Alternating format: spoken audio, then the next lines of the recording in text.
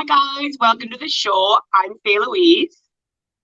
And I'm Jossie Yandel, and I'm back. Yeah, she's back. She was out for a little bit, but she's back, ready to go. We have one hell of a show. We have an amazing guest for everyone. We are so pleased to be bringing on in a few moments Lauren from, of course, the most bloody sensationalized show to hit Netflix. It must be a whirlwind for Lauren, bless her.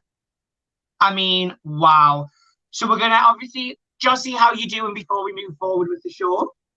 I'm okay, just been really busy with work. So I'm off for a few days. Right. So you're having a rest. Basically it, yeah. But you know, just there is other things like keeping us busy. Kind of started doing a family tree, which has kind of come out of nowhere. So Faye got the whole story this morning. So we're kind of doing that in my family, which is quite cool. It's weird. I'm getting relatives from left, right, and centre.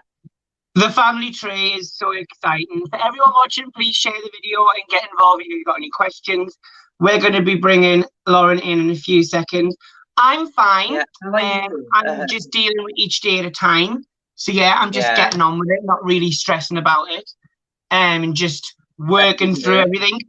But I think we'll just smash straight into it and bring our guest on. So welcome to the show, Lauren. Hi, how are you?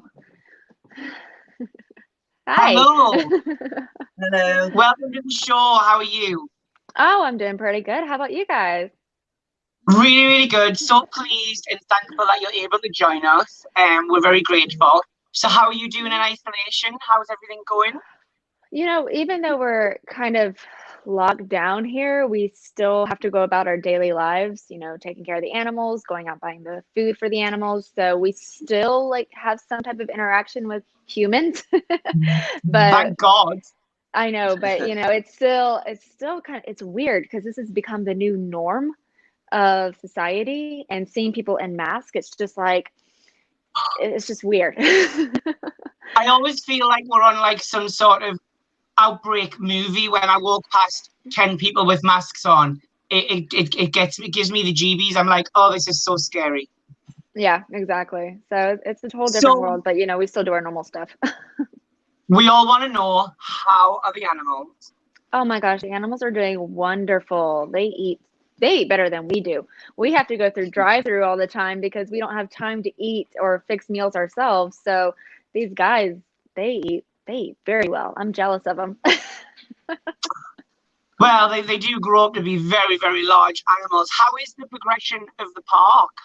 How's everything going? Obviously, a lot of things are going to be on hold, but were you close to opening? Was all the plans to go ahead?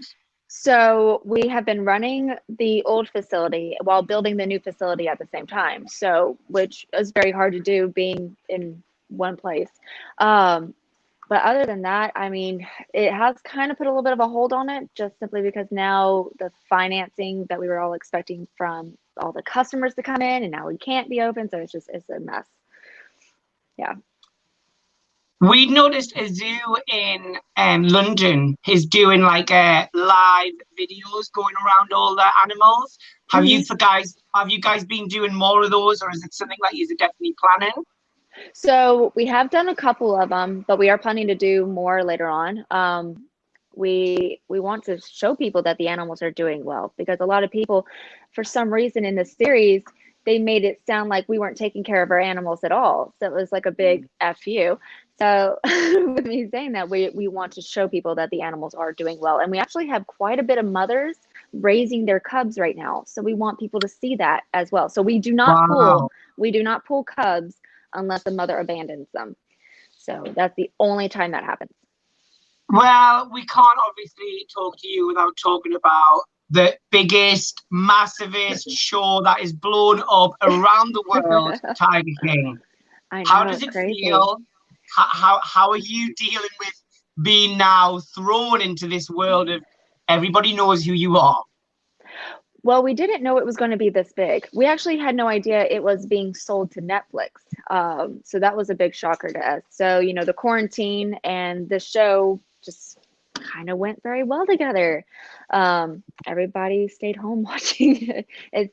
We got news from Netflix that it's been the #1 show in the history of television ever. So hearing that, it's like, holy shit. Everybody knows it. Everybody knows it. I know, it's crazy. Everybody Just does. going on to Netflix and seeing it still being #1, it's just like, wow, that's insane. Yeah.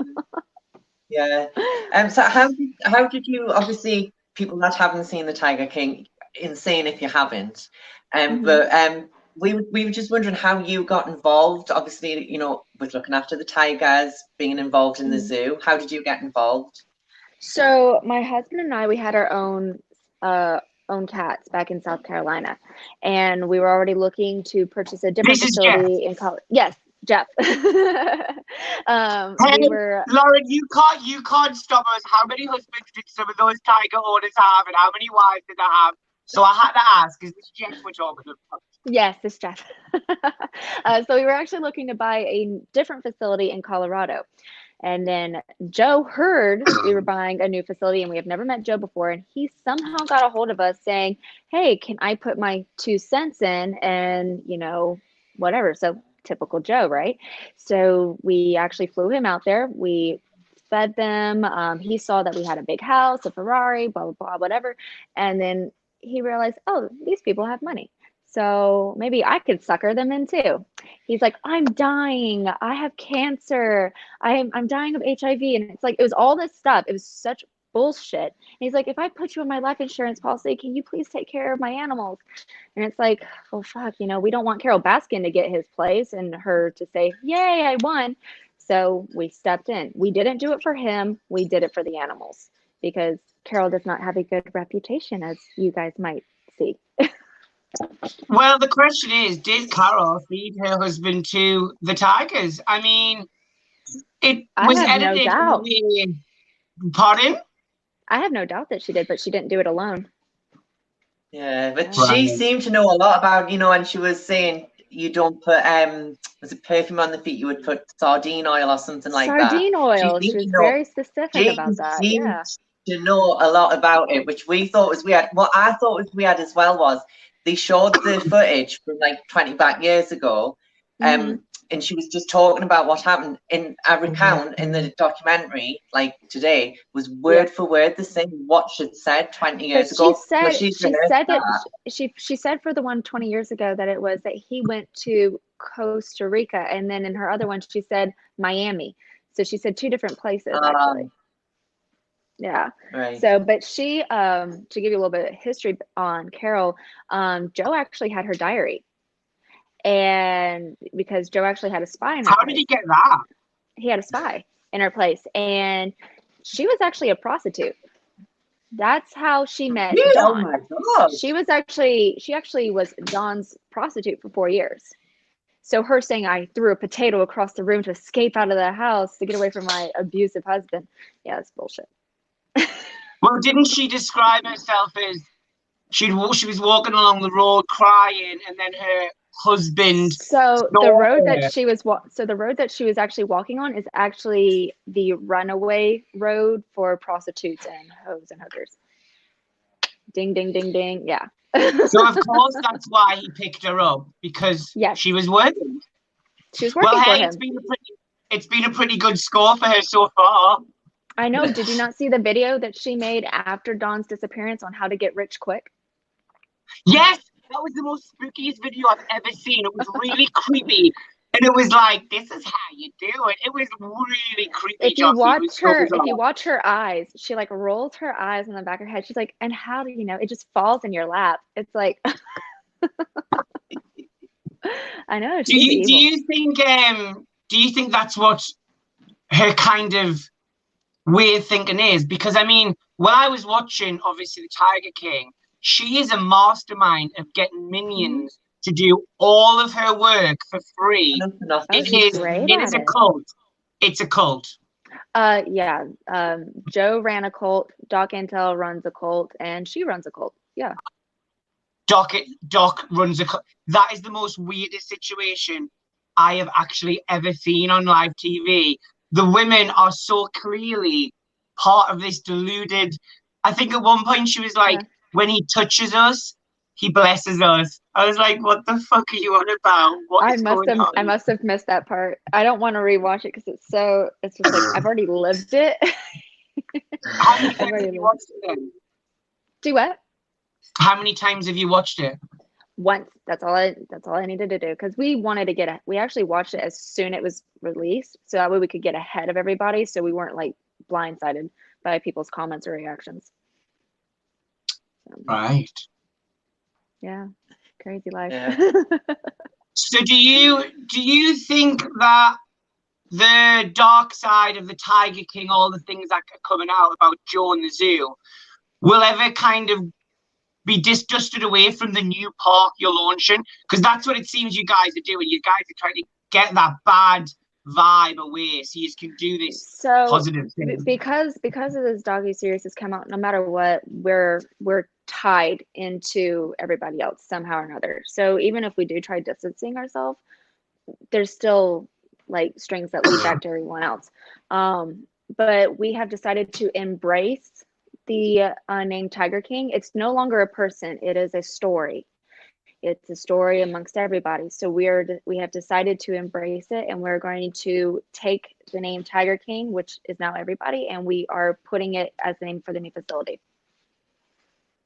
Right. Do you think this gives you more of a better chance to go forward and be positive? Because there was so many, I mean, obviously everything we've watched, everything you guys have obviously seen and watched and all the reports, but there's obviously been reports of animal remains found and things like that going on. I mean, so when an animal does pass away, we do bury them. You know, we don't have a crematory like, oh, Doc and Tell does.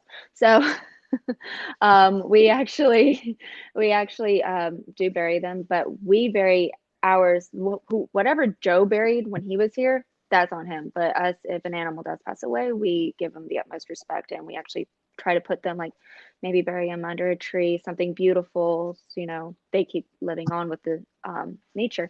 But you know, with what the feds have dug up in the back, we gave them permission to do that, because those cats that Joe had killed, he killed with a shotgun, and they were healthy cats. They were 2 to 3 years old, and one of them was one that I had personally raised as a cub. So I actually stayed back there with the feds to watch them unbury the cats. That way I could see it for myself, and it was very heartbreaking, but it was something that we had to see. Yeah. Wow. And what was the number? I know it's obviously never been confirmed, but was there more than like 10, 20? Oh yeah. Joe's killed about 100, if not more, big cats. Yeah, he's a monster. He's seriously a monster, yeah. And is that purely because he can't use them anymore? So Joe built this place as a breeding facility. He would have sold to anyone who came right off the street. We don't do that. We are completely against that. We love to try to keep them with the mothers. As you guys saw in the docuseries of him holding the cubs, you know, after pulling them, saying, look at all this money, you know, that's a dick move. So, oh, do you guys allow cussing? I'm sorry, I'm cussing a lot. Swear it doesn't. I don't give a fuck. Yeah. Okay, I just want to make sure. So he built this place as a breeding facility just to pump cubs out. He actually believed in smaller enclosures, breeding. We don't do that here. Actually, as soon as we kicked Joe off the park, we tried to expand the enclosures so they did have more room. Right. But there really was no point of trying to build it any bigger when we were building a new place for them to have more room and to have more of a natural enclosure. So it'll be nice once we can leave this place behind. Yeah. Well, that's what I think that needs to happen. Like, I'm quite saddened that the horrible vibes that are coming from the show and what Joe did will tarnish you guys, because personally, when I saw you and even your husband Jeff, you seem to really love the animals. Like the fact that Jeff, I don't know if I watched it was the new episode, but he said he's the reason why he wears leather jackets. And I was like, see, like, he's thinking, well, I get they're going to eat us if they're going to eat us, but I'm going to try and protect myself because I would never want any harm to come with them. But the other people were like little cotton shirts, gun on his arm, on his leg, just ready to shoot it.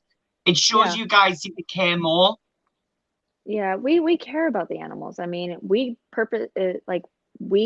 took this on to take care of the animals. So yeah, we're going to get bit, scratched, whatever.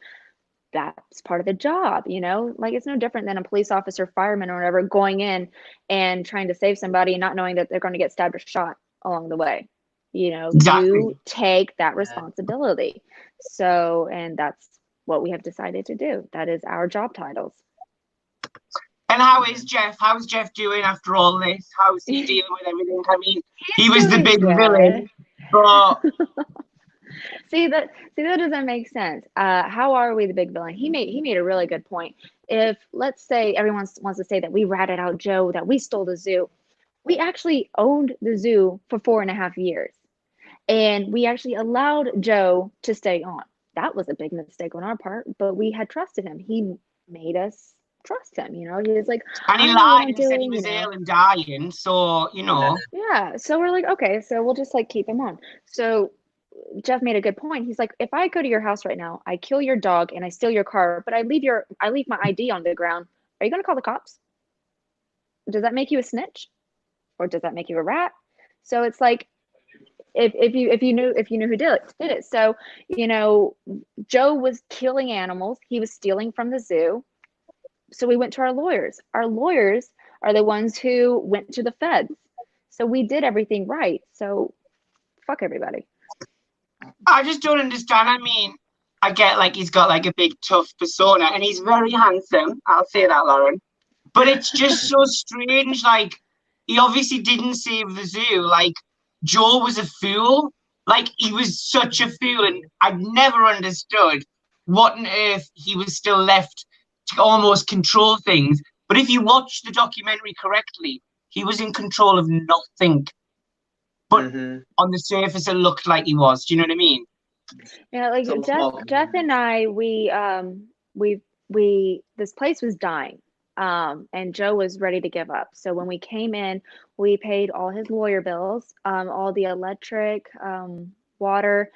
We were buying meat because Joe was letting a lot of these cats starve, and because he no longer had the money. So we came in, we probably spent about over $100,000, and you know, we're like, our name needs to be on the deed, and so we practically bought him out.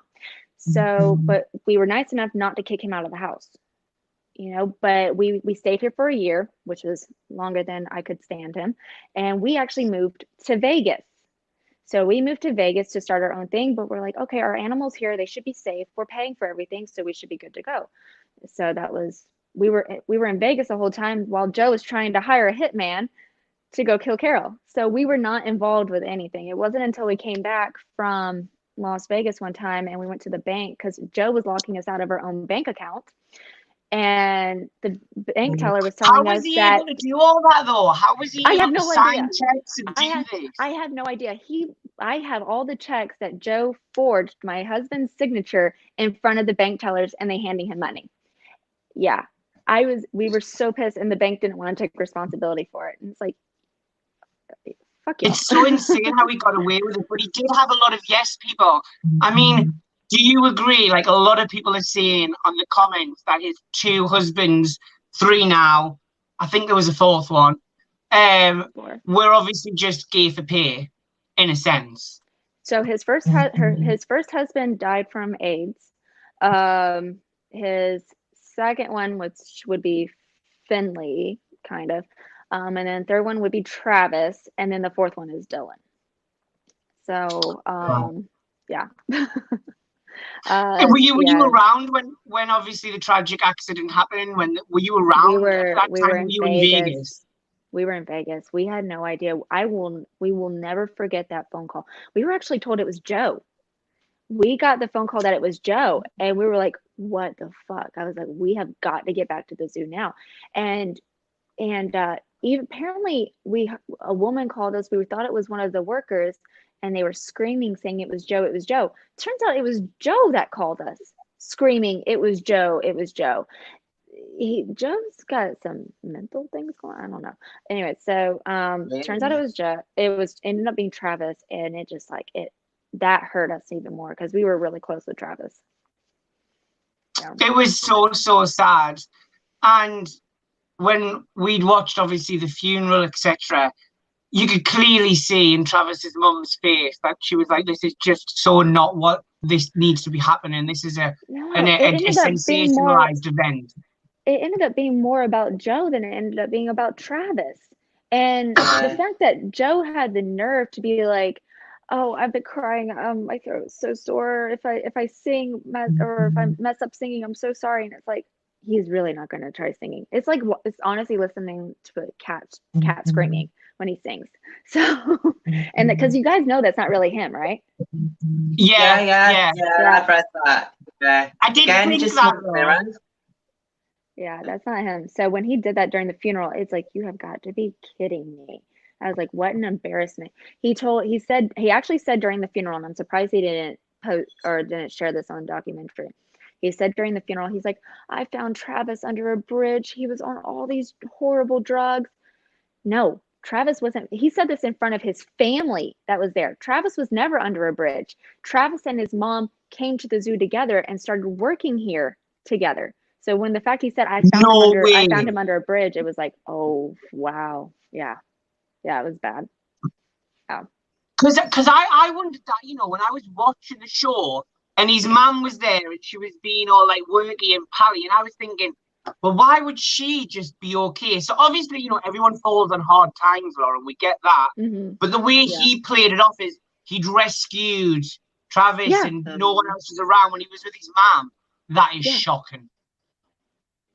Yeah, that is insane. It's disgusting, and that's just how Joe was. He would actually belittle everyone to try to make himself feel better. Joe actually doesn't like women. The only time he likes women is when they're handing him money. Yeah. So what was the real beef with him and Carol? Why did he just hate her so much?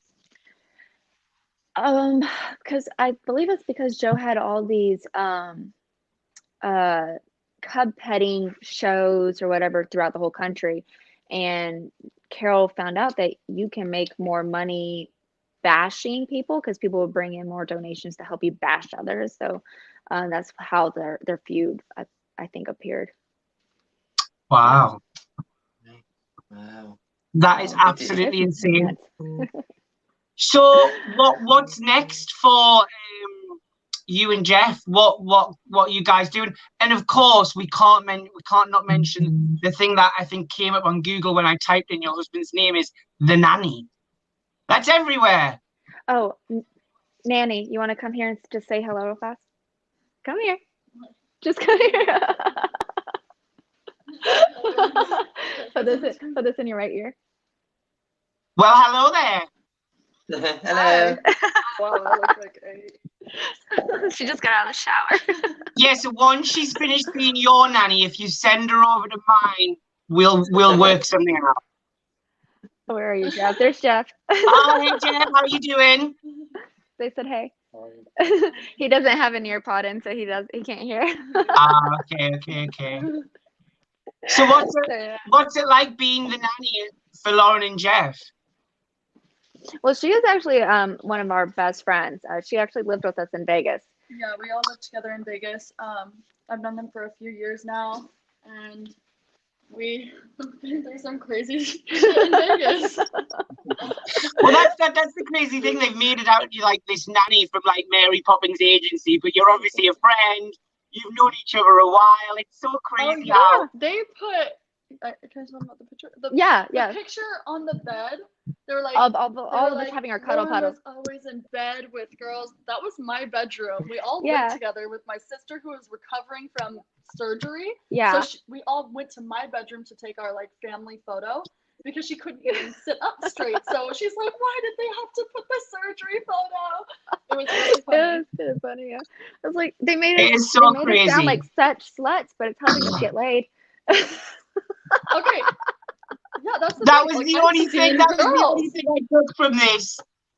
I've seen girls coming out, and I'll just be like, "She's cute," you know. They'll come out and they'll be like, "I don't know if I can say this." They'll come out and be like, "Oh, is she hot?" And I was just like, "Good job. We'll start rating them.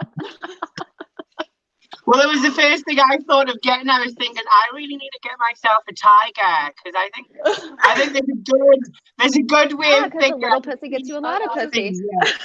You want some pussy in your life, don't you?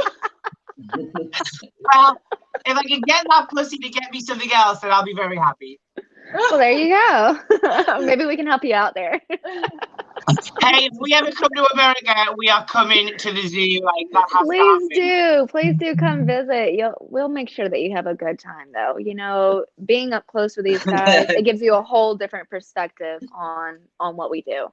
You know, for the right reasons. Everybody wants to say it's for the wrong ones, but it's for the right.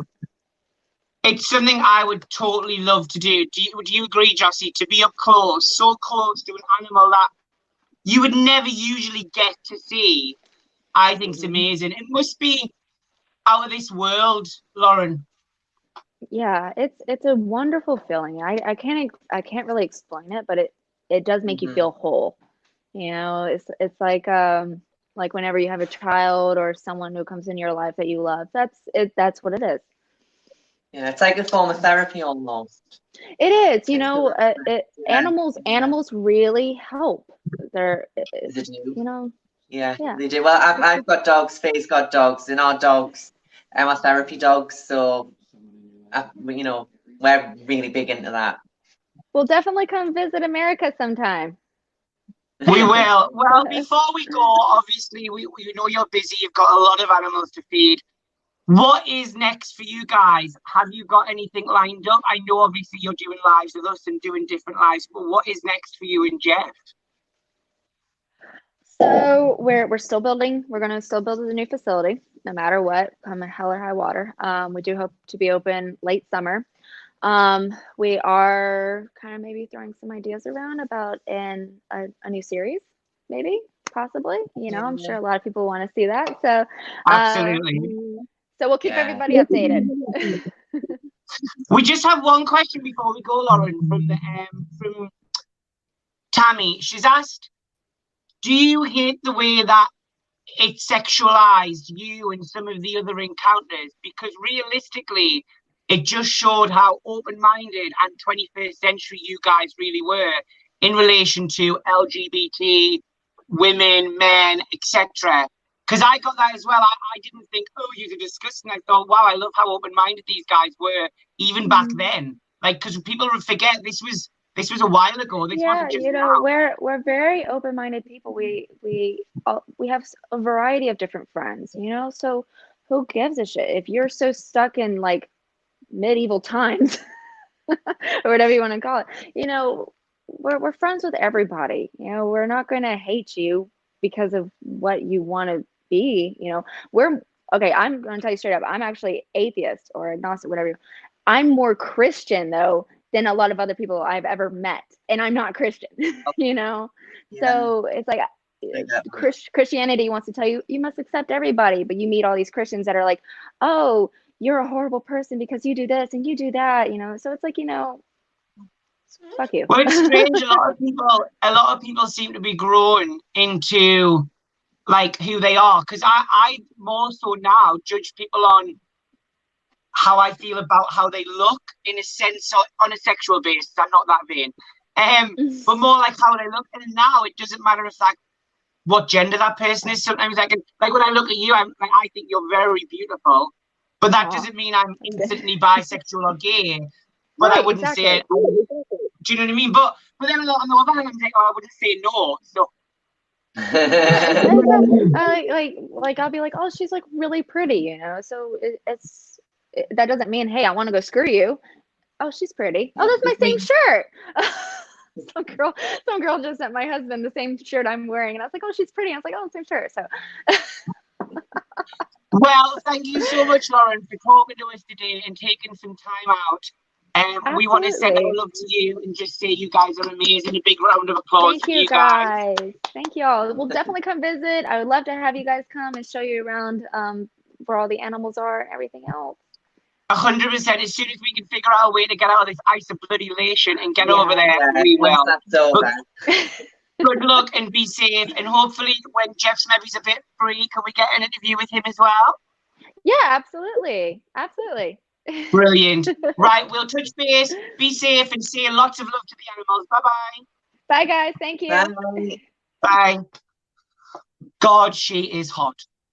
Sorry. And that babysitter. wow. I was like, Wow. damn. But oh my God, what a lovely, lovely, lovely person. And as we can all see, I'm obsessed with Tiger King because Jossie wasn't allowed to really talk that interview. As she was told at the start, just ask a few questions. I need to lead this interview because I am obsessed with Lauren and Jeff. They were my favorite characters. Who were your favorite characters? We want to hear from you. But let's say our goodbyes because we've got lots of shows coming up. But I've been Faye Louise. And I've been Jossie Yandel. And Lauren and that hot Nanny have been themselves. And we hope to have them on the show very soon, especially as she just said, season 2 of Tiger King may be coming. So that's just amazing. So bye-bye, guys. Have a nice day. And if you've got more questions, send them in. We will see you tomorrow. Is it 6 o'clock, Jossie, or is it later? I believe it's 6 o'clock. I believe we're on at 6 o'clock. Who's on tomorrow? I'm just struggling. Yes,